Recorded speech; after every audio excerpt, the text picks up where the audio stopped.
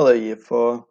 Today we're going to do a little quick lesson on what poetry is. Now, I hope you've seen the other videos that I've linked to this slide because it shows that poetry can be lots and lots of different things, but I'm basically here just to ask a few questions and maybe give you a bit of an idea of what poetry is trying to do.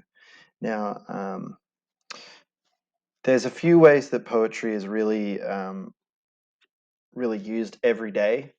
We use it every day to communicate to people, and that's sort of just more as a language feature to express ourselves and express our feelings. But where have you seen or heard poetry before? Now, what I want you to do is I want you to answer this. I'm going to get rid of these because, hey, I'm over that. I want you to answer this. So, where have you heard or seen poetry before? I guarantee it, you hear and see poetry every single day of your life.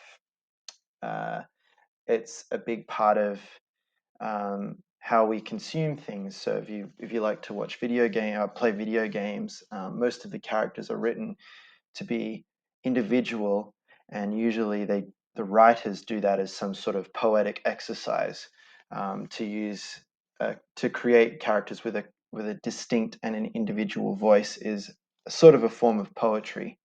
If you've ever listened to a song lyrics are more or less just poetry, and usually they have the key features of poems like rhythm and rhyme and other things too. And they usually use choice words to sort of describe how they feel. And there's lots and lots of other places that you see poetry. In fact, one of the ones that you see, probably the place that you see it the most, is actually in ads on YouTube or on TV. Advertising uses poetic language a lot to try and sell you things, to buy you into something. It's to catch your ear. All right, so what types of poetry do you know about? I'm sure that you've studied poems before.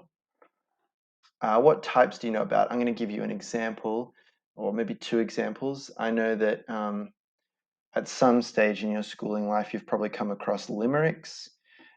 You've probably come across haikus. You've probably come across sonnets, maybe not sonnets yet, but yeah, you've probably come across acrostic poems. So there's lots and lots of different types of poetry out there. The one that I like the most is actually free form poetry, where there's no real form to it. You just sort of write and you put it into your narratives. That's the way I like to write poetry, but sometimes it's fun to write something that's got a distinct flow to it. Why do people write poems? I'm going to leave that one up to you. Why do you think people write poems? Is it to express feelings towards each other? Is it to communicate with people? Is it to make people think? Is it to put images inside someone's head? Is it to manipulate someone? All right, I've got a little activity here. What do you see here? Now, everyone,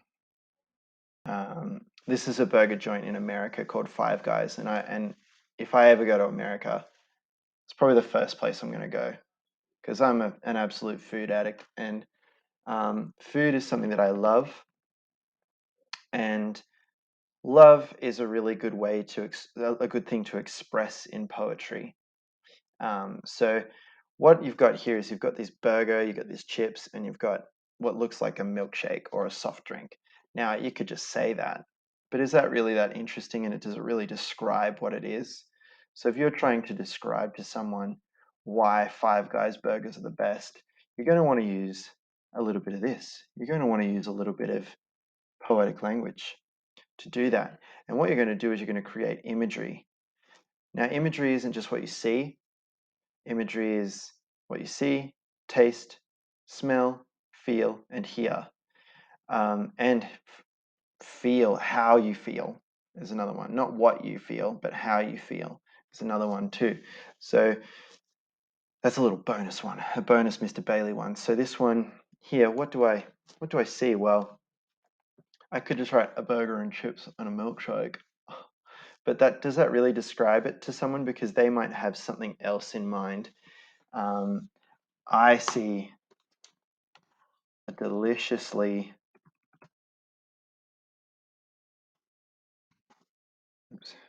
and a delicious and tantalizing. I think that's how you spell it. Nope, I'm gonna have to make a spelling mistake. Now it's got a Z. Tantalizing burger, salty. Bad spelling today. Salty and crunchy chips and a creamy and sweet milkshake. Okay, I've used a couple of words to describe the image that I'm seeing.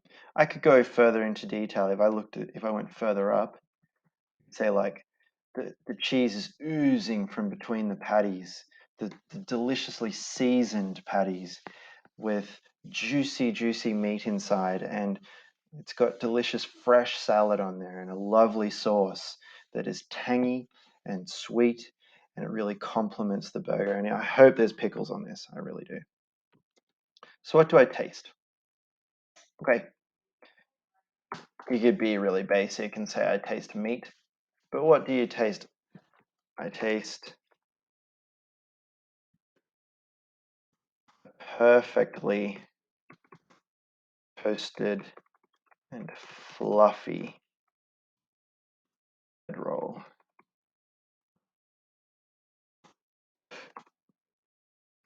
Said it before, a juicy and perfectly seasoned meat patty.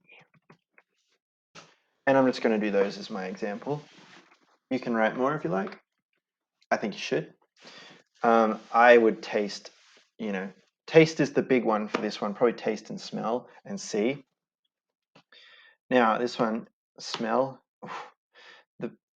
I love the smell of chips. It gets me every time. I smell the beautiful and nostril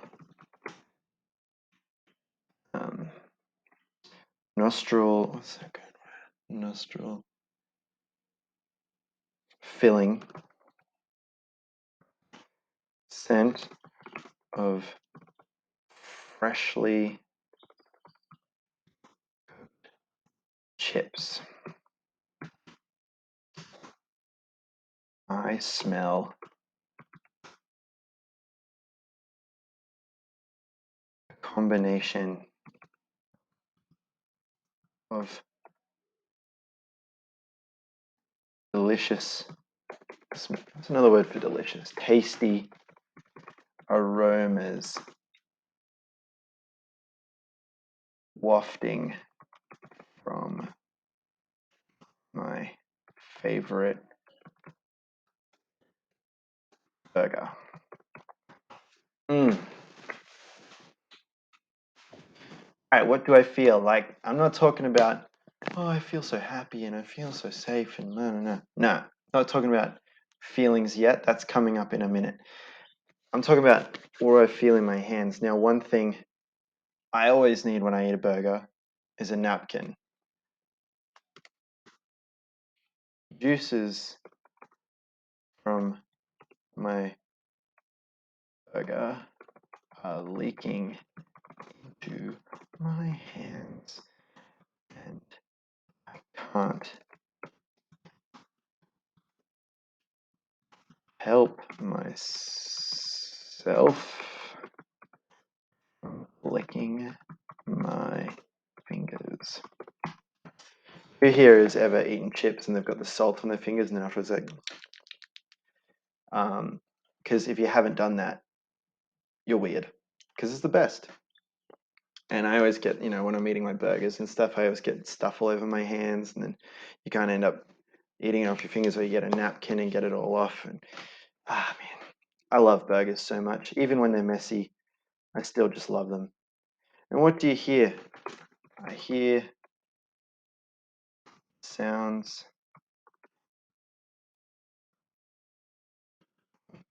people chomping their food and slurping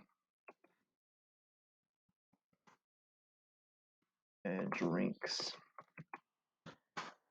Another thing with food, when I was, I'll let you know a little secret.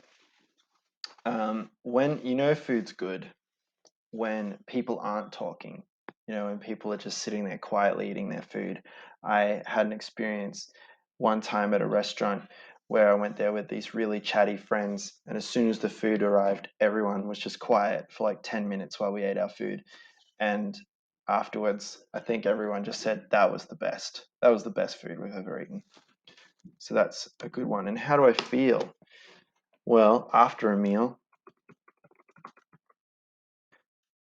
like this one, I feel satisfied. Right now, without this meal, I feel a little jealous, but I feel happy and I feel hungry. I'm going to write another word to describe overwhelmingly hungry. Cool. So basically, that's the idea. You want to engage in all the senses from a poem, and if you know what is your muse, which in this case, a muse is basically just another word for inspiration. Our inspiration with this was Five Guys delicious burgers. You've got to describe why you love it so much, and you've got to tell everybody using all of your senses, all of the senses, why you're loving this experience so much.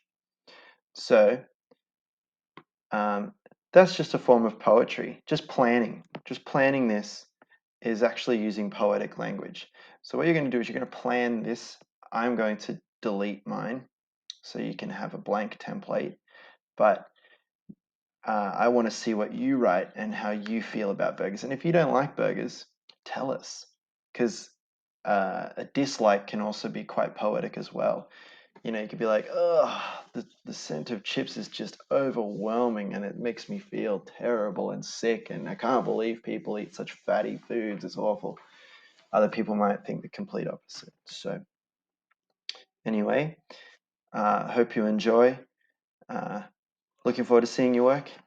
Peace.